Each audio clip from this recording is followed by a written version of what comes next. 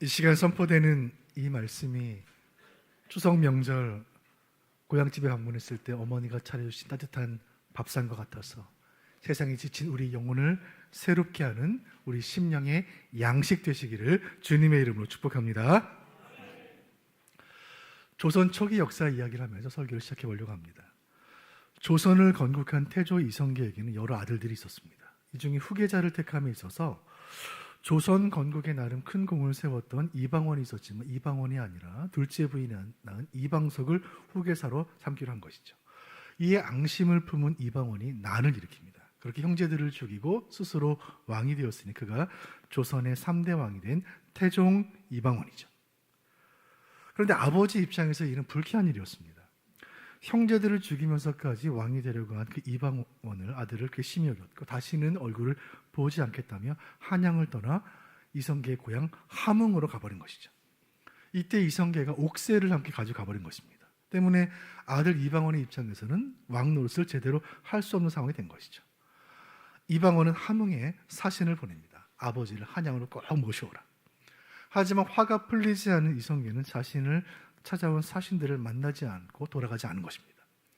사신을 보내고 사신을 또 보내고 또 보냈지만 사신들이 돌아오지 않는 것입니다. 이에 유래가 된 고사성어 함흥으로 보낸 사신들이 돌아오지 않는다. 함흥차사라는 말이 생긴 것입니다. 한 번 가면 소식이 없거나 돌아오지 않는 사람 함흥차사와 같다. 사신들을 보낸 아들 이방원의 입장에서 답답하고 불안하게 짝이 없는 상황이 아니겠습니까? 보낸 사람에게는 보낼 만한 이유가 있던 것이고 보냄받은 사람에게는 돌아가서 할 일이 있는 것이죠. 그런데 사명을 받아 보냄받은 사람이 돌아오지 않고 아무 소식도 없다면 어떻게 될까요? 엄마가 아이에게 마트 가서 심부름을 시켰는데 아이가 몇 시간 지나도 돌아오지 않는다면?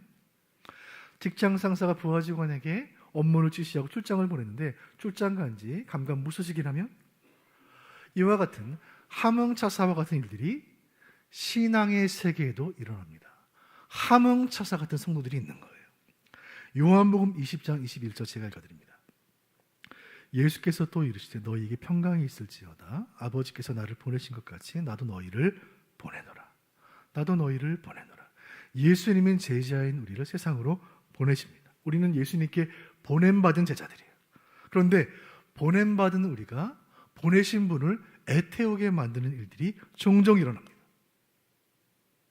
주님 우리를 세상으로 보내셨기 때문에 세상에서 우리가 해야 할 일이 있는데 그 일들을 잘 하고 있는지 아무 소식이 없고 마치 함흥차사와 같이 감감무소식인 때가 있는 거예요. 여러분 오늘 주일입니다. 주일에 대한민국 5만여 교회에 800만 명의 성도가 예배를 드립니다. 그런데 월요일 되면 성도들을 찾아볼 수가 없는 거예요. 수백만 명의 성도들이 세상으로 나아가 출근하고 학교하고 직장으로 나가면 다 사라지는 거예요. 오늘 주일에 교회마다 찬양대 소리가 울려 퍼지고 찬송 소리가 울려 퍼지고 할렐루야 아멘 소리가 가득합니다. 그런데 왜 주중에 세상 속에 살아가는 성도들의 입술에서는 아무 소리도 안 들릴까요? 함흥으로 떠난 차사들이 왜 돌아오지 않았겠습니까?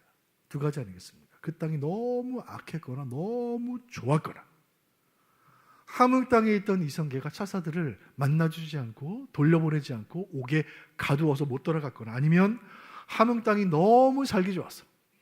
함흥, 냉면으로 유명한 고장 아니겠습니까? 그 땅이 너무 살기 좋고 맛있는 게 많아서 한양으로 돌아가기가 싫어졌거나 둘 중에 하나 아니겠어요? 이것이 세상 속에 살고 있는 성도의 두 가지 삶의 모습이 아니겠습니까? 예수님이 성도들을 세상으로 보냈는데 왜 함흥차사처럼 아무 소식이 없을까요? 세상이 너무 악해서 세상이 너무 무서워서 그래서 세상이 시키는 대로 세상 사람들이 사는 대로 그렇게 세상 속에 숨어서 내가 성도라는 사실을 감추고 조용히 살고 있거나 아니면 세상이 너무 좋아서 세상에 좋은 것이 너무 많아서 그 세상에 동화되어서 세상과 어울려 살다가 내가 보냄받은 존재라는 사실을 잊어버리고 세상과 똑같이 섞여 살고 있거나 둘 중에 하나가 아니겠습니까? 이 사실을 깊이 생각했던 한 선교사의 이야기가 있습니다. 레슬리 뉴비기는 40년간 인도 선교 사역을 했던 선교사였습니다. 사진 보여주세요. 사역을 마치고 본국으로 돌아왔을 때 영국 선교사가 인도 사역 40년 마치고 영국 땅 돌아왔는데 영국 땅이 영적으로 황폐해진 거예요. 기가 막혔습니다. 여러분, 영국이 어떤 나라입니까? 세계로 선교사를 보내는 나라 아니겠습니까? 조선 땅에 처음 도착했던 토마스 선교사, 영국에서 보낸 선교사, 영국 선교사 아닙니까? 그런데 선교사를 보내던 나라가 선교지가 되어 있는 거예요. 불과 40년 만에. 대체 뭐가 잘못됐을까? 레슬리 니비기는 영국 교회가 세상으로 보냄받은 존재라는 사실을 잊었기 때문에 그 땅이 선교지처럼 황폐해졌다는 사실을 깨닫게 되었습니다. 교회가 선교사를 파송하고 선교팀을 보내고 선교비를 후원하는 것보다 더 중요하고 본질적인 것은 교회가 지금 있는 그 자리에서 영국 땅에서 이 북소원 땅에서 보냄받은 선교사로 살아가는 것이 더 중요하구나. 성도가 살아가는 자리에서, 직장에서, 일터에서, 학교에서, 시장에서, 피트니스 센터에서 내가 파송받은 선교사로 살아가는 것이 더 중요하구나. 이런 선교 신학적 고민 끝에 레슬리 뉴비기는 교회를 재정의하게 됩니다. 그에 따르면 교회란 무엇입니까? 교회란 주일날 일요일 썬데이에 모여서 드리는, 성도들이 모여있는 예배당 건물이 아니라 주중에 성도들이 흩어져 살아가는, 보냄마다 자리에서 살아가는 삶의 모든 현장들, 그곳이 교회다. 이것이 레슬리 뉴비긴의 교회란 무엇인가 책에 나오는 내용이에요. 여러분, 우리는 세상에 있다가 주일날 시간 맞춰 교회 오는 것이 아니라 여러분이 살고 있는 세상 속의 교회로 살아가는 거예요. 6일 동안 가정에서, 일터에서, 학교에서, 세상에서 보내받은 자리에서 선교사로 살다가 주일날 교회에 모여 주님 앞에 나와 우리가 받은 사명을 어떻게 감당했는지 선교 보고하고 서로 격려하고 축복하고 새 힘 얻고, 그렇게 월요일 되면 또다시 선교지로 세상으로 흩어지는 거예요. 그래서 교회를 세상으로 보냄받은 공동체라고 말하는 것입니다. 여기서 우리가 한 가지 생각할 것은 2000년 전에 베드로의 시대에 박해를 받아 교회가 흩어지게 되었는데 왜 하나님께서 박해를 통해 강제로 교회를 흩으셨을까 하는 것입니다. 왜 박해라는 극단적인 방법을 통해 성도들을 제국 곳곳으로 흩으셨을까요? 왜 그랬을까요? 성도들이 스스로 흩어지길 원하지 않았기 때문이에요. 왜요? 세상이 악하니까요. 세상이 무서우니까. 어느 날 예수님은 70명의 전도팀을 만드시고 2명씩 짝을 지어 전도대를 파송하십니다. 그들을 보내시면서 예수님 마음이 짠하신 거예요. 왜요? 세상이 너무 악하니까. 그래서 이런 말씀하셨습니다. 누가복음 10장 3절 제가 읽어드립니다. 갈지어다 내가 너희를 보내니 어린 양을 이리 가운데로 보냄과 같도다. 전도하러 가는 사람들 보고 예수님 하신 말씀이에요. 베드로는 어느 날 산에 올랐다가 그 산에서 예수님을 만났는데 예수님 곁에 모세와 엘리야가 동시에 나타난 그 변화산의 기적을 보며 큰 은혜를 경험했습니다. 너무 은혜가 충만한 거예요. 그때 베드로가 했던 말이 있습니다. 예수님, 이 산 위가 너무 좋습니다. 산 위에 주님 계시고 모세를 만나고 엘리야를 만나고 은혜를 많이 받으니까 너무 좋습니다. 산에서 안 내려가겠습니다. 이 산 위에 있으니까 세상에 보기 싫은 사람 안 볼 수 있어서 너무 좋습니다. 교회 비방하고 성도 무시하는 소리가 안 들리니 너무 좋습니다. 여기에 초막 셋을 짓고 제가 살겠습니다. 예수님 하셨던 말씀, 아니, 집을 짓지 마라. 산을 내려가라. 교회는 산 위가 아니라 산 아래, 세상 속에 있어야 한다. 주님 말씀이에요. 예수님은 세상이 악한 것을 아십니다. 그러나 그 사실을 아시면서도 이리때 속으로 양을 보내는 심정으로 선과 악이 뒤섞여 있는 세상으로 오늘도 우리를 보내시는 거예요. 그것이 교회가 존재하는 이유이기 때문입니다. 그리고 그렇게 세상으로 보내신 성도들을 염려하는 마음으로 격려하고 위로하시기 위해 사도 베드로로 하여금 이 편지를 쓰게 하셨으니 그 편지가 베드로전서예요. 오늘 베드로전서 강의 세 번째 시간입니다. 베드로전서 3장을 통하여 흩어진 교회와 나그네 성도를 통하여 하시는 주님 말씀을 함께 듣기를 원해요. 선과 악이 혼재되어 있는 세상 속으로 성도들을 보내시는 이유가 과연 무엇인지, 이리때가 우울거리는 악한 세상 가운데 교회가 존재하는 이유는 무엇인지 베드로전서 3장을 통해 답을 얻기를 원합니다. 이 말씀을 듣는 가운데 21세기 교회에게 주시는 약속의 말씀이요, 오늘도 예배를 마치면 내일 월요일 아침에 세상으로 흩어져야 할 우리에게 주시는, 저에게 주시는, 여러분께 주시는 성령의 음성을 듣는 복된 시간 되시기를 주님의 이름으로 축원드립니다. AD 64년에 로마의 대화재가 일어납니다. 이 큰 화제를 빌미로 네로 황제가 교회를 박해하기 시작했는데, 이 박해는 수백 년간 이어질 긴 고난의 서막이었습니다. 313년 밀라노 칙령으로 종교의 자유가 선포되기까지 300년에 가까운 고난의 긴 행군이 이제 막 시작된 거예요. 그때 베드로가 살았고, 그때 베드로는 로마에서 이 편지를 쓰고 있는 것입니다. 베드로가 바라본 로마는 너무나 강했어요. 기원전 27년부터 서기 180년까지 세계 역사는 팍스 로마나라고 부릅니다. 로마에 의한 평화, 전쟁이 없었어요. 왜요? 로마가 너무 강하니까. 감히 누구도 로마에게 반기를 들지 못했습니다. 그리고 이 시기 세계 역사에 빛나는 위대한 5명의 정치인들이 로마의 황제로 등극하면서 네르바에서 마르쿠스 아우렐리우스까지 이른바 5현재 시대를 지나면서 로마는 전무후무한 전성기를 보내게 됩니다. 그 최전성기의 로마가 교회를 핍박한 거예요. 로마는 이제 막 태동한 교회가 감당할 만한 상대가 아니었습니다. 교회를 멸절시키려는 그 로마 제국 앞에서 교회는 이리떼 속의 한 마리 양과 같았어요. 베드로가 로마에서 이 편지를 쓰고 있을 때 로마 땅에는 악인들과 의인들이 공존했습니다. 로마 황제를 신으로 숭배하며 그리스도를 십자가에 못 박고 교회를 불사르는 수많은 악인들과 그 극심한 박해 속에서도 목숨을 걸고 믿음을 지켰던 의인들이 함께 있는 거예요. 제국에 가득했던 다수의 악인들과 세상에 숨어있던 소수의 의인들이 공존했습니다.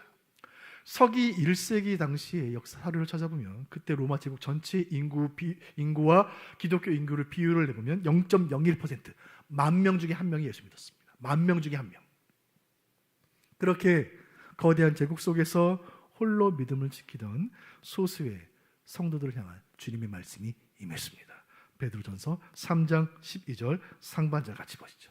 시작. 주의 눈은 의인을 향하시고 그의 귀는 의인의 간구에 기울이시되. 아멘. 여러분, 이 말씀이 얼마나 큰 위로가 되었을까요? 베드로를 통하여 주님 말씀하십니다. 세상 속에 흩어진 성도들이여, 주의 눈이 의인을 바라보고 있노라. 하나님의 눈이 너희를 보고 있노라. 하나님의 귀가 너의 기도를 듣고 있노라. 세상살이가 고단해도 믿음을 지키기 힘들어도 우리가 주님의 시선을 의식하며 주님을 바라보면 고난을 견딜 힘과 세상을 살아갈 은혜를 주신다는 주님의 약속이 편지를 통해 임한 줄로 믿습니다. 여러분, 주님이 우리를 보고 계십니다. 우리를 세상으로 보내신 주님이 우리 잊지 않으시고 세상 속에 믿음 지키느라 고군분투하고 있는 여러분을 지금도 바라보고 계세요. 그리고 또 한 가지 하반절 말씀 제가 읽어드립니다. 주의 얼굴은 악행하는 자들을 대하시느니라 하였나니라. 아멘. 여러분, 주님은 세상에 있는 악인들도 다 보고 계세요. 그런데 여러분, 세상의 악인들이 왜 회개하지 않고 계속 악인으로 남아있을까요? 하나님은 자신들을 바라보고 있는데 그들은 하나님 바라보지 않기 때문이에요. 하나님의 시선을 무시한 채 살고 있기 때문에 그들은 계속 악인으로 남아있는 것입니다. 오늘 베드로의 편지는 우리에게 묻고 있습니다. 세상으로 보내받은 성도여, 그대들은 무엇을 보고 있는가? 이 질문 속에 오늘 설교의 첫 번째 교훈이 있습니다. 세상으로 보내신 성도인 여러분에게 주신 주님 말씀, 첫 번째, 성도여, 다른 것을 바라보라. 하나님의 시선이 너희를 향하고 있다는 것을 기억하고 하나님을 바라보라. 세상의 악인들은 하나님 바라보지 않지만 너희는 다른 것을 바라보라. 하나님을 바라보라는 주님의 말씀이에요. 세상 속에 살아가는 그리스도인들이여, 세상이 보지 못하는 것들을 너희는 보고 세상과는 다른 것을 바라볼지어다. 간절히 바라는 것은 이 시간 성령 하나님께서 우리의 시선을 바꾸어 주시기를 간절히 바랍니다. 여러분, 이 시간 하나님의 임재 앞에 무릎으로 나가는 이 신령한 예배의 시간, 이 말씀 가운데 우리 영적인 눈이 열려 하나님의 얼굴을 바라보는 큰 일식을 주님의 이름으로 축원드립니다. 사도 바울은 치열한 세상 가운데 성도가 승리하는 비결에 대해 이렇게 말합니다. 골로새서 3장 2절 제가 읽어드립니다. 위의 것을 생각하고 땅의 것을 생각하지 말라. 영어 성경들 번역하기를 set your mind. set이라는 말은 고정시키다, 두다라는 말이에요. 너의 생각을, 너의 마음을, 너의 시선을 하늘에 두라. 마음을 하늘에 고정시키라, 생각을 천국에 묶으라, 시선을 여호와께 집중하라는 말이에요. 그리하면 땅의 것들에 의해 흔들리지 않을 것이라는 주님의 말씀이에요. 이 말씀을 뒤집으면 우리 시선이 땅에 묶여 있으면, 땅에 집중하면 우리의 신앙은 흔들려 무너진다는 예수님의 말씀이에요.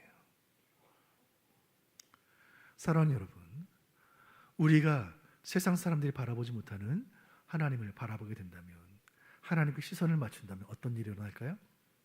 하나님을 바라보는 순간 하나님의 시선으로 나 자신과 세상을 바라보게 되는 거예요. 다시요, 우리가 하나님을 바라보는 순간 하나님의 시선으로 내 인생을 바라보고 세상을 바라보게 되는 거예요. 여러분, 세상의 시선으로 우리 자신을 바라보면 우리가 얼마나 약합니까?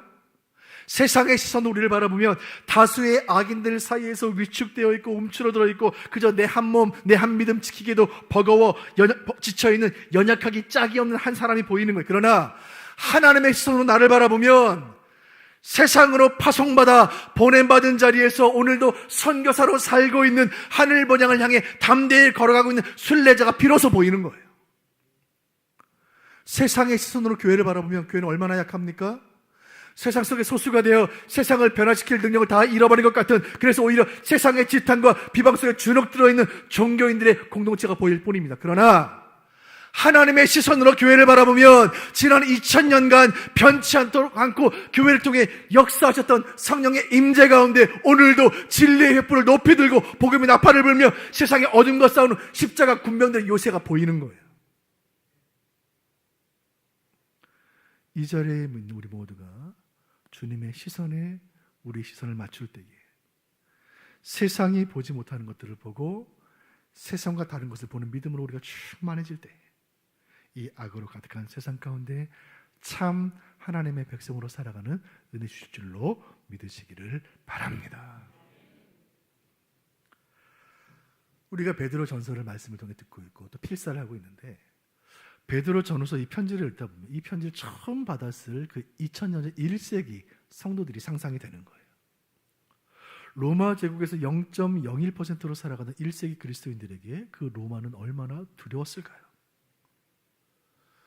대제국 이집트 땅의 노예로 살았던 요게벳이 아들 모세를 낳았을 때 얼마나 두려웠을까요? 온 땅에 미디안 족속들이 가득했을 때 그 사사시대에 포도주 틀에 숨어서 밀타작하고 있던 기드온은 미디안 족속이 얼마나 두려웠을까요? 다수의 악인들 사이에 살아가는 소수의 의인들이 느끼는 두려움이 있어요. 이 두려움을 잘 알기에 베드로 사도는 이렇게 편지를 써서 보냅니다. 3장 14절 다 같이 보시죠. 시작. 그러나 의를 위하여 고난을 받으면 복 있는 자니 그들이 두려워하는 것을 두려워하지 말며 근심하지 말고. 아멘. 사도 베드로 말합니다. 그는 로마의 심장부에서 이 편지를 쓰고 있습니다. 성도들이여, 그들이 두려워하는 것 두려워하지 말라. 여러분, 고난을 이기는 힘이 여기 있습니다. 세상이 두려워하는 것을 두려워하지 않는 것입니다. 이 말씀 가운데 오늘 설교의 두 번째 교훈이 있습니다. 주님 말씀하십니다. 세상 속에 흩어진 성도여, 다른 것을 두려워하라. 세상이 두려워하는 것 너희는 두려워하지 말고 세상이 두려워하지 않는 것 그것을 두려워하라. 박해일 시대에 수많은 성도들이 순교의 제물이 되었습니다. 수많은 성도들이 불에 살라지고 맹수의 이빨이 찢겨지고 목이 잘려졌습니다. 그러나 초대교회 성도들 두려워하지 않았어요. 어떻게 그럴 수 있습니까? 마태복음 10장 28절 예수님 말씀을 기억했기 때문입니다. 이 말씀 같이 읽어보시죠. 시작. 몸은 죽여도 영혼은 능히 죽이지 못하는 자들을 두려워하지 말고 오직 몸과 영혼을 능히 지옥에 멸하실 수 있는 이를 두려워하라. 아멘. 로마 황제는 수많은 성도들의 몸은 죽였지만 성도의 영혼은 한 사람도 죽이지 못했어요. 성도들은 몸은 죽일 수 있지만 영혼을 죽이지 못했던 로마 황제를 두려워하지 않았어요. 대신 몸과 영혼을 모두 지옥에 던지실 수 있는 하나님을 두려워하는 거예요. 오직 하나님만 두려워하는 믿음이 있었기 때문에 세상 어느 것도 두렵지가 않았습니다. 그 믿음으로 담대히 순교의 잔을 기쁘게 마시는 거예요. 그 순교의 역사를 히브리서 11장이 생생히 기록합니다. 제가 읽어드리겠습니다. 36절 37절입니다. 또 어떤 이들은 조롱과 채찍질뿐 아니라 결박과 옥에 갇히는 시련도 받았으며 37절 돌로 치는 것과 톱으로 켜는 것과 시험과 칼로 죽임을 당하고 양과 염소의 가죽을 입고 유리하여 궁핍과 환난과 학대를 받았으니 아멘. 여러분, 이 말씀 가운데 오늘 우리가 견딜 수 있는 것 한 가지라도 있습니까?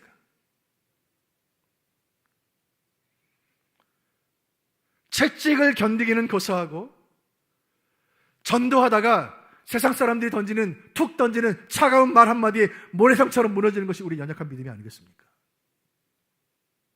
세상 모두가 로마 황제 두려워하고 권력 두려워하고 죽음을 두려워했지만 그러나 오직 하나님 두려워하며 세상 두려워하지 않았던 그 초대교회 성도들의 신앙이 지난 2000년간 교회를 지킨 것입니다. 38절도 제가 읽어드립니다. 이런 사람은 세상에 감당하지 못하느니라. 그들이 광야와 산과 동굴과 토굴에 유리하였느니라. 아멘. 세상에서 성도로 살아간다는 것은 매일 마주하는 두려움과 싸우는 일이 아니겠습니까? 1세기 성도들이 광야에서 산에서 동굴에서 토굴에서 두려움과 싸웠다면 오늘날 21세기 성도인 우리는 회사에서 학교에서 일터에서 전도하는 현장에서 선교지에서 인터넷상에서 그 싸움을 이어가고 있는 것입니다. 두려움 없이 사는 사람은 없습니다. 중요한 것은 두려움의 대상이에요. 무엇을 두려워하는가? 만일 우리가 두려워할 필요가 없는 것들은 두려워하면서 정작 마땅히 두려워해야 할 분을 두려워하지 못한다면 과연 우리는 성도의 자격이 있을까요? 세상으로 보내받은 성도를 향해 주님이 이 설교를 통해 말씀하십니다. 성도여, 그들이 두려워하는 것 두려워하지 마라. 성도여, 실패 두려워하지 말고, 고난 두려워하지 말고, 질병 두려워하지 말고, 아픔 두려워하지 마라. 성도여, 세상과 다른 것을 두려워해라. 성도여, 유혹 두려워하고, 거짓 두려워하고, 죄악 두려워하고, 교만을 두려워하라. 성경을 읽어도 깨달음이 없는 내 완악한 마음 두려워하고, 예배 시간 찬송을 불러도 눈물 한 방울 나오지 않는 내 메마른 심령 두려워하고, 인생 살면서 전도지 내밀면서 예수 믿으세요 전도 한마디 하지 못하는 내 연약한 믿음 두려워하고, 수십 년 믿음 생활에도 성장도 없고 변화도 없고 기대도 없는 내 패역한 믿음, 그것을 진짜 두려워해라. 주님 말씀이에요. 우리가 진정 두려워해야 할 것과 두려워하지 않아도 되는 것을 구분하게 될 때에 우리는 세상이 감당치 못할 성도, 세상이 감당치 못할 교회로 쓰임받게 될 줄로 믿으시길 바랍니다. 세상으로 보내받은 성도들을 향한 베드로의 권면이 계속해서 이어져 갑니다. 베드로전서 3장 15절 하반절 같이 보시죠. 시작. 너희 속에 있는 소망에 관한 이유를 묻는 자에게는 대답할 것을 항상 준비하되. 아멘. 이 말씀 베드로의 인생 경험이 반영되어 있습니다. 그 로마에 도착해 보니까, 그 세속 권력의 중심지에 도착해 보니까 믿지 않는 수많은 사람들 만나게 된 거예요. 수많은 사람들이 베드로에게 묻는 것입니다. 왜 당신은 소망을 잃지 않습니까? 이것이 그 1세기를 살던 수많은 성도들이 세상 사람들로부터 들었던 질문 아니겠습니까? 아니, 믿음 지키기 이렇게 힘든데 왜 끝까지 믿음을 지킵니까? 왜 믿음과 목숨을 바꿉니까? 이렇게 힘든데 왜 낙심하지 않습니까? 세상 어디에도 희망이 없는데 온 세상에 믿지 않는 사람들이 가득한데 0.01%로 살아가는 당신들은 왜 희망을 버리지 않습니까? 여러분, 오늘날 21세기 우리가 세상 사람들과 만나면 세상 사람들 우리에게 이렇게 묻지 않겠습니까? 이렇게 고난이 많은데 왜 성도인 당신은 포기하지 않습니까? 당신 인생에 슬픈 일이 이렇게 많은데 왜 소망을 버리지 않습니까? 이 질문에 대한 성경의 해답은 무엇인가요? 베드로전서 3장 15절 상반절의 해답입니다. 같이 읽어보시죠. 시작. 너희 마음에 그리스도를 주로 삼아 거룩하게 하고. 아멘. 마음에 그리스도가 계시니 이것이 우리의 소망인 줄로 믿습니다. 이 말씀을 통해 오늘 설교를 통해 주신 세 번째 교훈을 발견합니다. 세상 속의 성도를 향하여 주님 말씀하십니다. 성도여, 너희는 다른 것을 소망하라. 성도는 다른 것을 소망하는 사람들입니다. 믿지 않는 사람들도 소망이 있습니다. 새해가 되면 해를 보고 소원을 빌고, 명절이 되면 달을 보며 소원을 빕니다. 생일이면 초를 불며 소원을 빌고 개업한 친구에게 부자 되세요 리본 달아서 화분 선물하며 소원을 적어 보내는 거예요. 누구나 건강을 소원하고 누구나 행복을 소원하고 누구나 부자 되기를 소원합니다. 그러나 신앙인들은 다른 것을 소망합니다. 우리 속에 있는 이 소망은 이방인들은 알 수 없고 세상 사람들 품어본 적이 없는 비밀한 소망. 그래서 골로새서 1장 17절에 이렇게 말씀하는데 제가 읽습니다. 이 비밀은 너희 안에 계신 그리스도시니 곧 영광의 소망이니라. 아멘. 이 소망은 비밀이에요. 우리만 아는 것입니다. 세상 사람들은 알 수가 없어요. 이 비밀은 성도에게만 허락이 된 거예요. 그런데 이 겨자씨처럼 우리 심령 가운데 감추어져 있는 이 작은 소망이 우리 안에 조금씩 자라나 날로 풍성해지는 거예요. 우리가 고난을 견딜수록 두려움을 이겨낼수록 주님 사랑할수록 전도를 할수록 더 풍성해지는 거예요. 그래서 주전자에 있던 물이 천천히 끓어오르다가 어느 순간 주전자 뚜껑을 밀쳐 떨어뜨리는 것처럼 아이가 불고 있는 풍선에 바람이 차오르다가 어느 순간 가득 바람이 차오면 하늘로 날아오르는 것처럼 우리 안에 감춰졌던 이 비밀한 소망이 어느 순간 세상 속에 드러나게 되는 거예요. 너희 속에 있는 소망이 무엇인가 세상이 물어올 때 우리 대답은 이것입니다. 우리 안에는 당신들이 알지 못하는 비밀한 소망이 있으니 내 안에 살아계시는 예수 그리스도이십니다. 0.01%로 살아가며 순교를 각오하며 믿음 지키기 참 힘드네요. 그런데 이 고난이 얼마나 계속될지 나는 모르고 내 남은 인생 고난 속에 살다 끝날지도 모르겠고 어쩌면 내 아이도 내 손주도 이 고난 계속 받을지도 모르겠지만 그러나 세상의 사람들이여 성도인 우리가 아무 소망 없는 것처럼 보일지 모르겠지만 그러나 우리에게는 비밀한 영광스러운 소망이 있으니 내 안에 계신 예수가 소망입니다. 사랑하는 성도 여러분, 성도는 세상과 다른 것을 소망하는 사람입니다. 우리 인생의 바다에는 부서진 소망의 파편들로 가득해요. 얼마나 많은 세상 사람들이 품었던 소망들이 인생의 풍랑 앞에 깨져서 조각이 나서 바다 위에 둥둥 떠다니고 있습니까? 그러나 성도의 소망은 세상 모든 소망이 물거품이 되어 사라진 뒤에도 결코 사라지지 않아요. 왜냐하면 성도는 소망의 근거를 나 자신에게 두지 않고 내가 성취해낸 그 무엇에 두지 않고 소망의 근거를 오직 부활하신 예수께 두기 때문인 줄로 믿습니다.